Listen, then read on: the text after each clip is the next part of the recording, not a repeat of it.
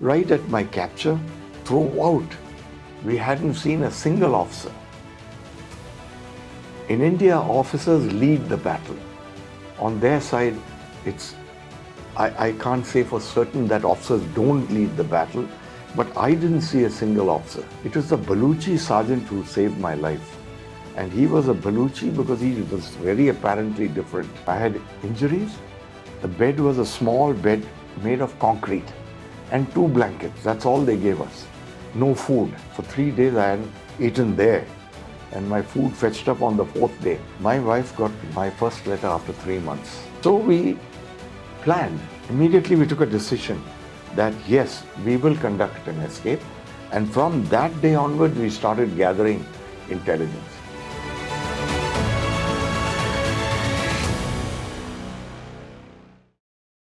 Was the escape plan successful? Absolutely. So on 14th of August of 1972, a little earlier we had learned that our president was visiting Afghanistan, Kabul, little after the 14th. Our Independence Day is 15th. I think 16th or so he was visiting there. So it became a little joke amongst us that we must get there, get to Kabul and come back with the president because he's our supreme commander also, you know. So It was a lot of excitement about that. And even though it was a joke, it became a reality because 14th night, there was no bad weather. I did the drill, went. Now here, you know, there was only one point which ran through my mind, and it was a gray area. It was a bit of fear, uncertainty, I would say. Not fear, because we all in our training learn to overcome fear, because we know the reality is right in front of you, it's there, okay? And you know, I'll get shot. I know I'll get shot. If there's a sound there and if that guard gets shaky and he just fires, they'll say that, see, he's out in the open, he tried to escape and he was shot. So that was not a fear. I mean, it was not something that I was afraid of. It was something that was playing on my mind, and I realized that I must quickly get into that toilet, you know, by which time, if they've got out and I have not heard anything, I can come back because he's waiting there next to me, next to the toilet, you know. So then I'm okay. Otherwise, I was going to bolt myself in and stay there till the drama was over, you know, whatever happened, the eventuality. So yes, they broke through exactly as planned. There was a small wall, they jumped over that. There was, the main highway was there. Wherever Akbar said the bus stand is there, it was only 40 yards away from that compound. The bus stand was there. Exactly at 12, the bus came. They got inside, put their heads on their hands, pretended to sleep. 6 a.m., the bus was in Peshawar. They jumped out.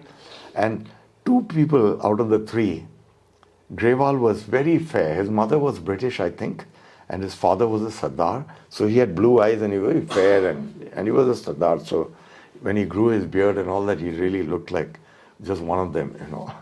And as I said, we all had made salwar kameezes. They were wearing salwar kameezes and all that.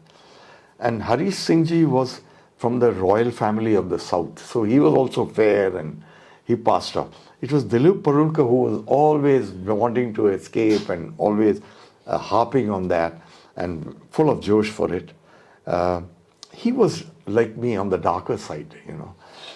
With age, maybe we've become a little fairer, but at that time we were all, you know, in the battle area with darker side. And so he said, I want to buy a cap because I'd like to look. They all wear salwar kameez and a topi, you know.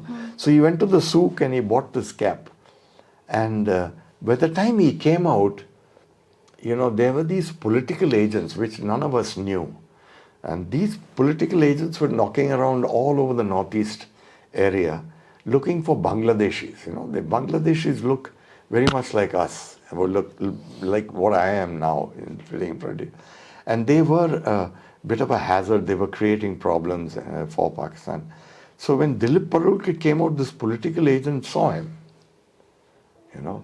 So that's another story. But have I answered your question? Yes, that's a very interesting story. Okay, go ahead. Sir, after, of course, you were still in the prison, Yeah. even though your fellow mates had Yeah. escaped. How did you get released? When did you get released? Oh. You see, by morning, this part of our story was, of the plan was that once the breakaway takes place, the last fellow there will come out in the morning and go into another cell. That was squad leader Jaffa. He had a spinal injury, and people would all take turns to go and massage his back and a little rub down. So Chati had to go there and not move out of that room till the guard or somebody got alerted. But that didn't happen till 10 o'clock. So we had already gone, had our breakfast. As per plan, we went back to our room. We didn't go into that room, which was quite strange, but it was a Sunday. Okay? Yeah. So the night of the escape was August 14th. Next day happened to be Sunday, right? Yeah, that's right, as far as my memory goes. So we quickly had our breakfast. It was a lazy day in Pakistan, and the guard was standing there. After around 10 o'clock, he went in. Many times he said, "Saab, breakfast khao," and all that thing. There was no thing. And Chati said, "Aayega," and all that sort of thing, and followed the whole thing. Then at 10 o'clock, when Chati had left to do what he had to do, this soldier went to the guard room and said, "Listen, there are 3 people who haven't gone for breakfast." So that big, tall corporal, who was a Pathan, very fair chap, he came, opened the door, opened the iron doors and went inside, and he tried to wake them up, and he found it was all dummy. All hell broke loose. Then, of course, Chaklala was informed, station commander came. We were in the meantime, they came and they abused us, and you let us down, you've escaped, you've broken our trust and all that. We are going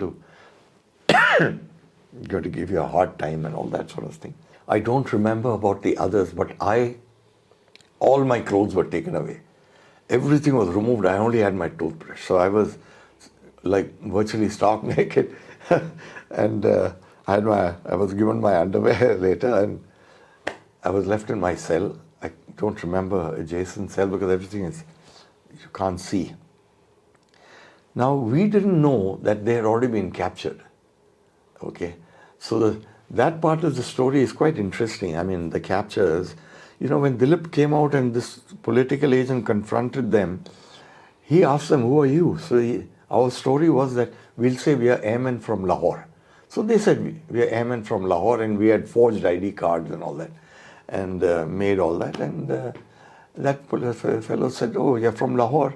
And Dilip Parulkar added one step to the story, and he said, "If you don't believe us, you can ring up air headquarters, and they will tell you that we are airmen from Lahore." He was very smart because he knew the game was up. So, and that was a good move, because suppose they had taken you somewhere else, you would have vanished. So now the political agent was forced to take them. Of course, they were surrounded already by others. So they went to the political agent's office. There he dialed the air headquarters and he said, "We have 3 airmen from Lahore. Would you know anything about them?" So Dilip said, "You asked for squad leader Osman." See, Osman had gone as a staff officer to the Pakistan Air Force chief. So he was there and we knew it. We had the information. So Osman came on the line and Dilip said, "Let me speak to him." So he spoke to him. He said, "Sir, this is Dilip Parulkar." Osman understood him immediately. He said, "Where are you?" He said, "Sir, I'm in Peshawar." So he said, "Okay, hand over the phone to the political agent." He said, so Osman told the political agent, "They are airmen. You hold them. They should not have been in Peshawar. So hold them there, and I will send the Air Force police." So he sent the Air Force police, and this story, and they got captured and they were taken away, and court of inquiry was held, and they were punished 1 month solitary confinement. The court martial here had punished those in our camp. All this had gone on. The next day we were bundled up. We were handcuffed and put into a van, and they drove us to Lahilpur. and put us in the center of a huge maximum security prison. That prison, I think, is 2 kilometers or 2.5 kilometers square. It's such a huge prison. And the Pakistani Army, SSG and all special services group, they do all kinds of exercises in that prison. Yeah, so that's how we sort of were handled post the escape, and our location was changed and we left Rawalpindi for good. So 4 months we were in Rawalpindi. I'm sorry, 8 months we were in Rawalpindi, and the next 4 months we were in Lalpur. So your question was, how did we finally come back? Yes. So I was the youngest and the junior most POW. All right, I was a flying officer. And we were in this maze in the middle of this huge prison. One day the colonel was a nice camp commandant, and he came and asked our senior most wing commander, he said, we want to make a helipad, can you help us? So yeah, my wing commander said, yes, of course. Then I was called, and he called me to his cell, and I went there. He said, Kuru, can you please help them make a helipad for them, but don't take any of their Jawans. You go with our Jawans. So that is when we had learnt that 600 of our army prisoners were also in that same thing with 2 officers. One was Captain Dastur, and the other one was another major. And so I took 6 people, our people, and over 2 days we made I put up a windsock, we found the wind direction, I told them this is the direction in which the helicopter should land, and by 60 we made a clearing, and we gave it to them, and we forgot about it. About a week later, suddenly we were dressed up, made to dress up and all, and then we were taken, this was on December 1st, I think, if I remember right, and we were taken into a huge enclosure next to the entrance to this prison. And there, when this iron door opened, we found 12 chairs, and our Jawans were all sitting on the ground. So we were asked to sit down. We sat down, and just where you're sitting, little here there was a chair, and I was seated there, and all the officers were left. This was the last chair. So when this door, I was right in front of that door, I still remember. So then we heard fut, fut, fut, fut, fut, one helicopter came and it landed, and we all saw the helicopter landing, and 5 minutes later, that iron door opened, and in walked Zulfikar Ali Bhutto, pinstripe suit, lovely tie, and there was a chair there where you're sitting. He didn't sit down, he stood behind the chair with his hands. He gripped the chair, and then he looked straight at us and he said, gentlemen, I want you to go home. Please tell India we want peace with your country, and please return our 93,000 prisoners of war. And he walked away, walked out. Then we were all very happy, but another drama started. The students of Lahore gherrawed that prison, and they said, they will not go till our prisoners come back. And then, of course, the Pakistan army came. So one day went in that, got wasted, so we were very dejected, but we were all dressed up with our little potlis and, whatever we had got over the year, and we were all waiting. The next day they came late in the night, and the army put us into the car, into a van. Somehow they took us out, and next day we were kept somewhere, and in the evening we were at Wagah border, and there we were exchanged. We were allowed to go through. There was no exchange. I stand corrected. We were allowed to go and pass through. And a very interesting event happened in my life there. I was the junior most and therefore the last.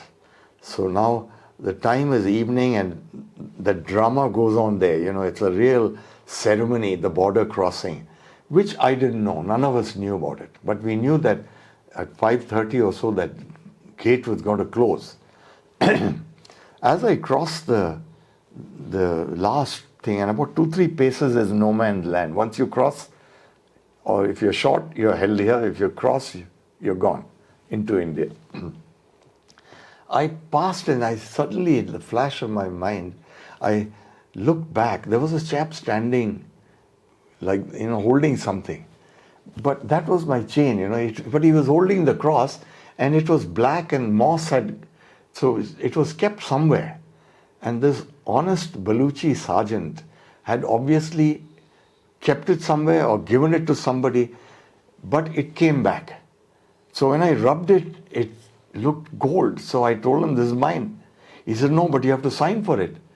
So then I didn't know what to do, because now everybody had crossed. I'm left this side. I've taken an independent decision, and it's crucial. If I get caught this side, they'll lock me up. I don't know whether they'll release me.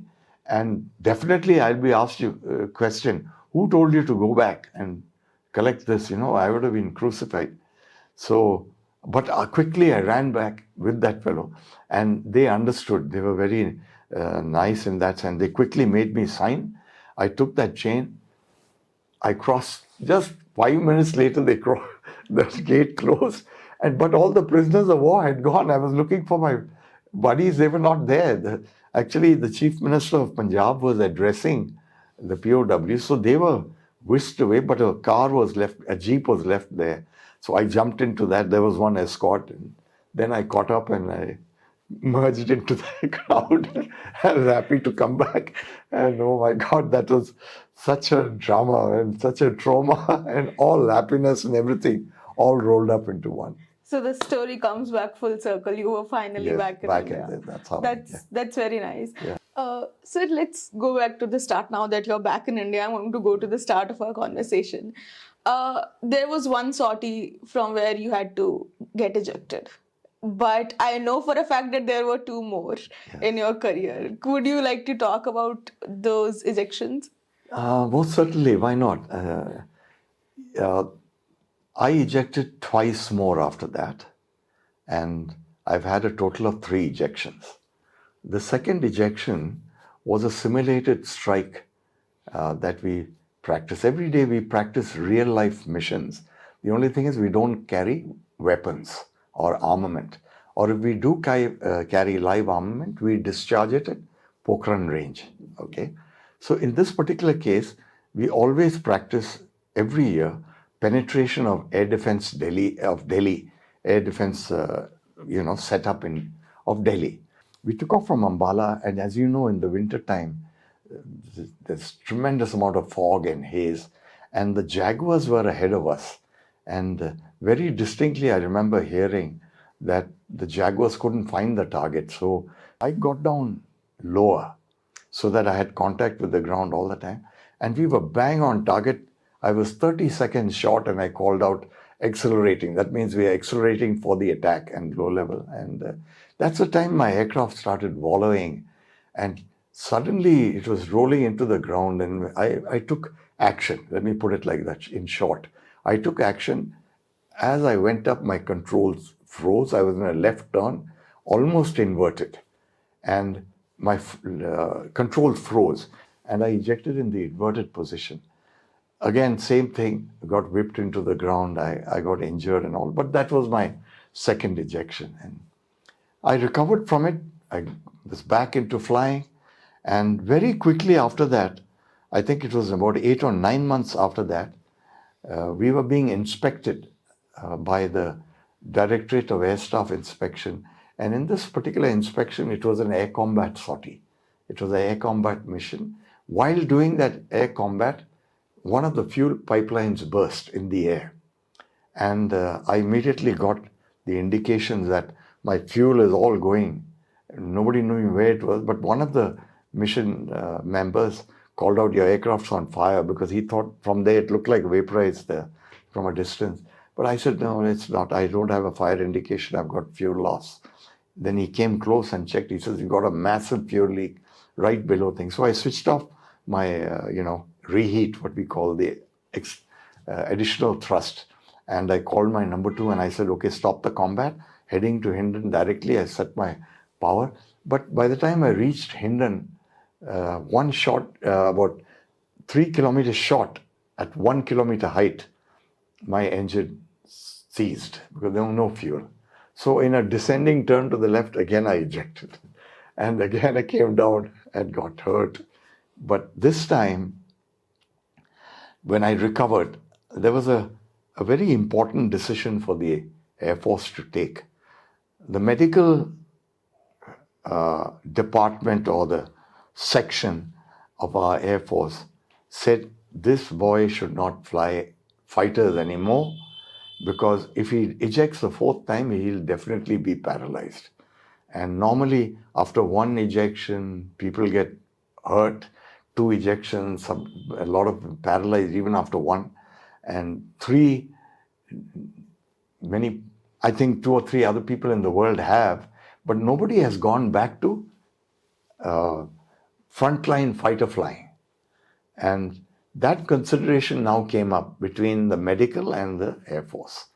I put up an application. I said, I want to be back in the fighter cockpit, and I don't want this, because I came to learn about the consideration that they want to shift me to transport or helicopters. I said, no, I will fight. So the executive supported me, and they put me through all kinds of tests. I was fit. They could not find any reason to put me down medically. And the decision was mine. I said, if I get paralyzed, I get paralyzed. Okay, that's another story or another aspect of service consideration completely. And my chief was absolutely in favor of me, and he took a decision, put him back on into the fighter cockpit. I think I did over 1,000 missions after my third ejection. Close to 1,000. That's how I worked out mentally. About 1,000 missions were done. And I don't know if there's anybody else who's had that record in the world. I've tried to find out, but I've not found an answer till today. But if you do, let me know. I would love to know who the other person is. We would love to tell you, sir. But also, Indian skies were not the only ones that you have worked in. I've heard that you have been to Iran, you have been to US over several different designations in different capacities. Would you like to tell our audience about that? Certainly, yes. After I came back from the POW camp, my tenure as a POW, I was one of the only officers, I think perhaps the only officer, who was posted back to his original unit. So I was very happy to go back to 222 Squadron. The men were very happy that I came, and there was, a lot of joy. And I started flying with the squadron. Within 4 months, they posted me to the flying instructor school. That was the toughest part of because the Indian flying instructor school is very tough. It's one of the toughest courses in the world. And I'm happy to tell you that despite not flying for 1 year and flying very little in 2 months in the squadron, I stood second in the flying instructor school, and I got posted to the Air Force Academy. I instructed there. Within 2 years, my name came out and I was in Iraq. I joined the Indian contingent. I was the youngest instructor to go there at that time. And we were positioned in Mosul in Iraq. And I was an instructor with the Iraqi Air Force. So that's one trip I had abroad. The next came after my Bangalore tenure with the DRDO on the Jaguar project. I was the deputy project director. We did that well. From there, I got posted to Kashmir, where I commanded the Avantipur Air Base and also the Srinagar Air Base, so long as it didn't have an AOC. And from there, I was posted to Iran. I was posted to Iran as the defense attaché of India, and there I served 3 years. That was my second tenure abroad. And from there, I was posted to Jodhpur, where we also, when India conducted the nuclear test, my base played a supporting role. And as the air officer commanding, I was very happy to know and to learn eventually that we played a supporting role for the Indian nuclear test of 1998. Sir, you have had such an illustrious career, long career. It's very inspirational and motivational. You are a Veer Chakra awardee for your bravery and your valor. Do you feel that we as Indians honor our veterans enough? And if not, or how can we do it better? It's a very good question. I really need to put on my thinking cap. But the immediate answer is I definitely believe that the government is doing its best. to honor the veterans. There's been a tremendous amount of change. But I would also say this, that a lot more can be done. I can give you little examples. When I went to the United States, every veteran is honored there and gets the pride of the place. If you're boarding an aircraft, the veteran boards first. Others wait for him to get off also. Then, in another instance that I saw, on an aeroplane, if there's a veteran and a decorated veteran, the captain will announce, ladies and gentlemen, we have... This can also be done in our country, to honor veterans or to, have people remember them. The other aspect doesn't have to do much with the veterans, but I would also like to bring it in, that I would send a message out to all our youth that you must think of your armed forces. It's your last line of salvation, if I may use that word. It's a bit of a strong word, but really, if we are in trouble, it's your armed forces who get you out of it. And whose future are we talking about? We are talking about your future. Okay, not mine. Mine is over. I don't know if you are aware that we have the oldest army in the world. It's 260 years old. That means it's older than the United States of America in its creation. In other words, if my memory serves me right and what I've read, our army has been fighting, with the Brits all over the world, wherever they've been, and we have registered our presence. So our army units, though I'm from the Air Force, I have tremendous respect for our army. And they have some of the oldest units in the world, terrific traditions and all. And I feel we should not destroy that. We should do our best to showcase that. How does a country prevent aggression? By showing that, listen, we are strong. You project force. That's very important.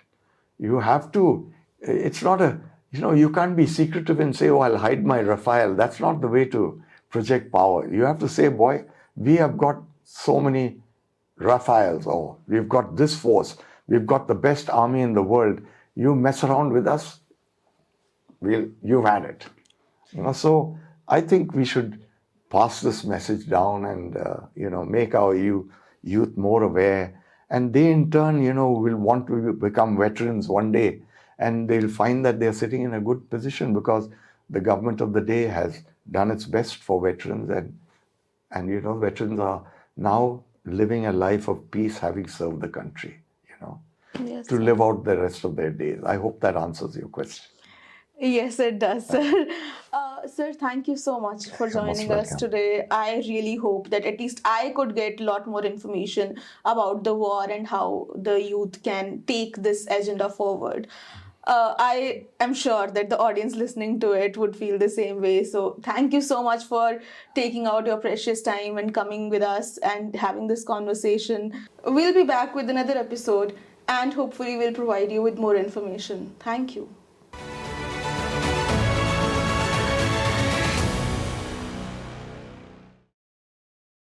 Friends, our Faujis have been and continue to be the lifeline of our nation.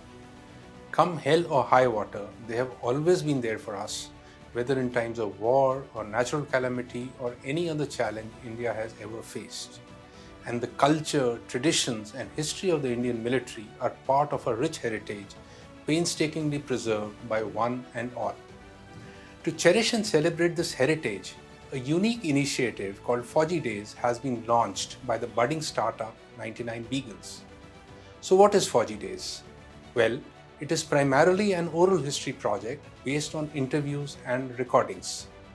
Faujis always have tons of stories to relate, many of them inspiring, thought-provoking, funny or engaging, and highly satisfying for the curious, especially young adults in their formative years. These engaging interactions between officers, men and women from our services, with young adults from schools and universities are being captured on camera by us. We want to showcase the diversity of lived experiences on the one hand and the perceptions and expectations on the other. Allow me to also add that the scope of Fauji Days initiative is not limited to just oral history. It also encompasses the written word and the world of military publishing. Already, several books by eminent military authors have been published under this umbrella, and all have been well received by the readers. The Fauji Days website is another crucial resource designed to house the diverse aspects of this project. It features multiple blogs, reference and archival material, and a community newsletter that highlights the progress made as well as the new recordings and books. Feel free to log on and subscribe. I warmly welcome you to be a part of this initiative, no matter what color uniform a Fauji wore, or whether he or she served on terra firma, flew in the air, or rode the waves. The fact remains that each one of these brave hearts is a reservoir of remarkable tales and cherished memories. Fauji Days wants to share these memories and tell these tales to a much wider audience. If a nation is made of memories, then Fauji Days will prove that Fauji men and women have contributed some of the best. As a Fauji, you can reach out to us and tell us about your rich experiences. Get in touch and we will revert with an audiovisual team equipped to capture your recall. Or if you're too distant, we can guide you about how to record and send it to us.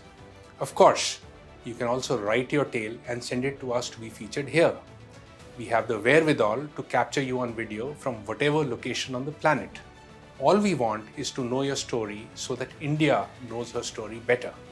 It is incomplete without yours. Please also feel free to send your contributions to this archive of India's valor in the form of nostalgic pieces, anecdotes, pictures, or other content you may wish to share with the wider Fauji Day community. On behalf of Team 99 Beagles, I thank you. As they say, Fauji Days never end. In fact, they are just beginning. So, Fauji Days forever. Jai Hind.